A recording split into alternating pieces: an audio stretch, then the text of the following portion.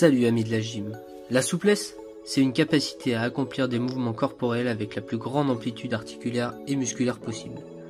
Ouais, en gros, la souplesse, c'est ça, ou encore ça.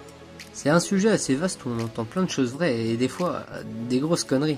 Du coup, j'ai fait pas mal de recherches dans des documents, des vidéos, et je pense que finalement je vais séparer cette vidéo en 3 parties. Déjà, il faut savoir que la souplesse est innée chez certaines personnes.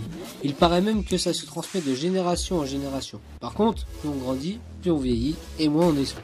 Il faut savoir aussi que les hormones générées par les femmes relâcheraient les tendons et les muscles. Et c'est pour ça du coup que souvent les femmes sont plus souples que les hommes. La méthode la plus connue en étirement, c'est la méthode passive.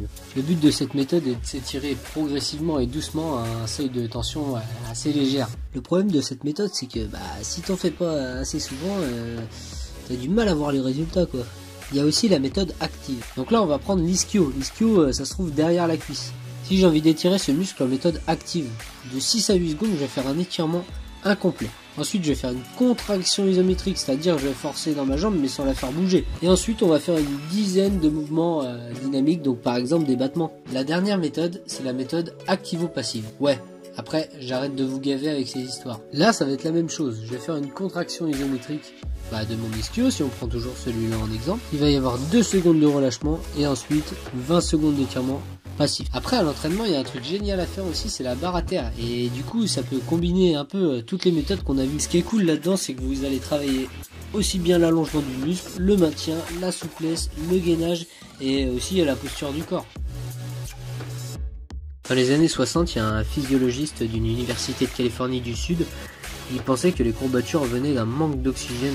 En gros, c'était ça qui provoquait les contractions musculaires qui font mal. Et du coup, il en est venu à la conclusion que le meilleur moyen de faire passer cette douleur, c'était de s'étirer. Et en fait, le gars avait complètement faux. Dans les années 90, il y a une équipe de chercheurs suédois qui a eu la bonne idée de comparer les 2 jambes d'un athlète. Après sa séance, il s'est tiré une seule jambe et en fait, le gars a vu aucune différence. C'est à partir de là qu'on a compris ce que c'était les courbatures. C'est des lésions des sarcolèmes et des sarcomères.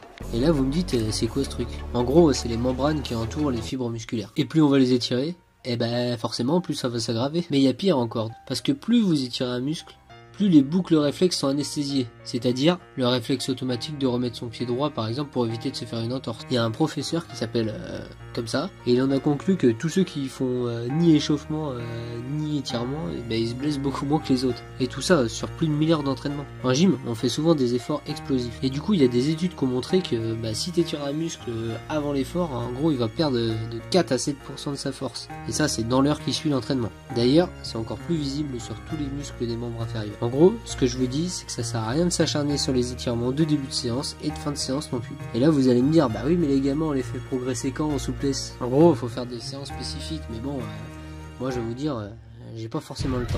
Ce qu'il faut savoir aussi, c'est que les enfants augmentent leur souplesse beaucoup plus rapidement que les adultes. Je pense que je vais pas vous exposer tout ce que j'ai lu, parce que sinon la vidéo, elle va faire 2 heures. Par contre, là, ce que je vais faire, c'est que je vais vous laisser avec des petits exercices pour les plus jeunes, pour leur faire aimer la souplesse, parce que c'est vrai que ça, c'est compliqué quand même. Je vous laisse regarder la suite de la vidéo, et nous, on se retrouve bientôt pour une nouvelle vidéo. A plus, les gymnastes.